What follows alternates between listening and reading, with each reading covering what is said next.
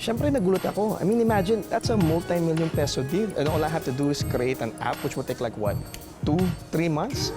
Wala pang beta testing yun, wala pang UX research. Eh di, isama mo na lang yung iba sa package ninyo. Baka manganak pa yun. I'm telling you, Hope, tech is the way to go. Integrated tech, social media, augmented reality. I mean, Paul, parating na siya.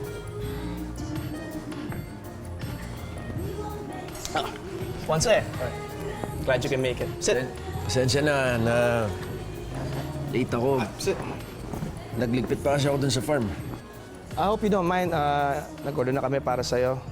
Nakakain ka na ba dito? Di pa. Medyo nakakapaniba ako nga eh.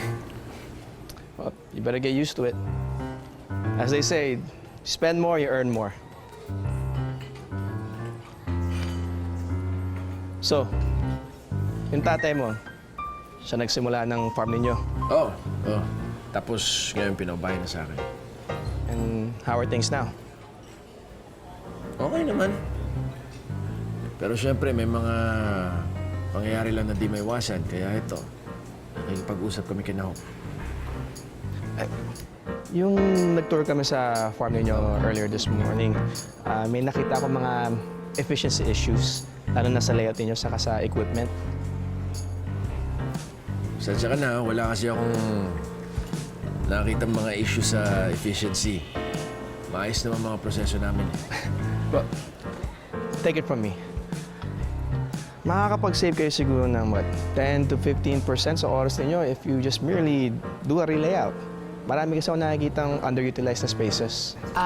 Paul, parang masyado naman yatang maaga para pag-usapan ng mga detalye ng operations. Hindi naman ako nag-i-impose eh. Simple advice. Pasensya na, Ponce, Kaya ito talaga training namin eh. I've been doing consultancy for over 6 years. When I see something wrong, I can't help it. I have to name. Eh, okay lang. Nakaka-impress nga eh. Waitress, yung order namin pa-follow up naman. Saka yung menu pa akin na. I hope you guys don't mind. I'll order dessert for everyone. Go ahead.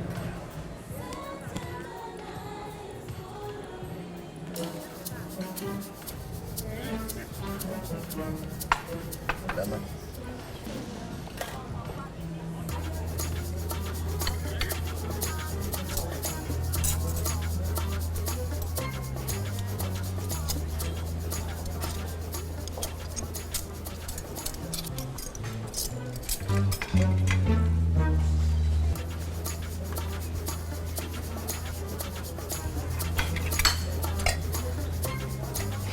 Here's the thing, Ponce. If you think dehado ka sa terms ng kontrata, you have to think long term. Risk versus reward.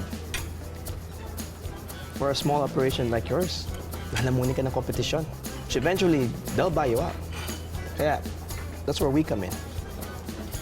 If you think you're not getting everything you want sa kontrata na to, well, we're making sacrifices too. Eh, sa amin na naman, na masigurado na maayos yung mga trabador namin. Na meron pa rin silang trabaho pagkatapos ng lahat ng to. I'm gonna be honest with you. From our end, it's about finding out kung yung gagastusin para i-train yung mga tauhan mo will be lower than simply replacing them with a better staff.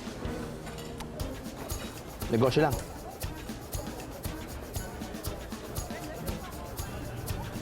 Kamusta yung pagkain mo, Ponce? Ay.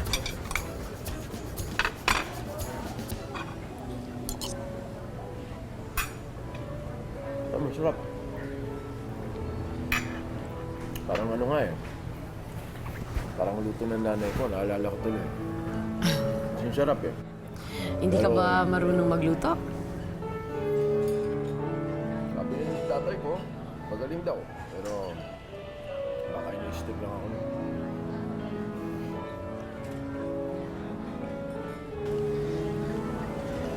Iba-iba talaga taste ng tao, no?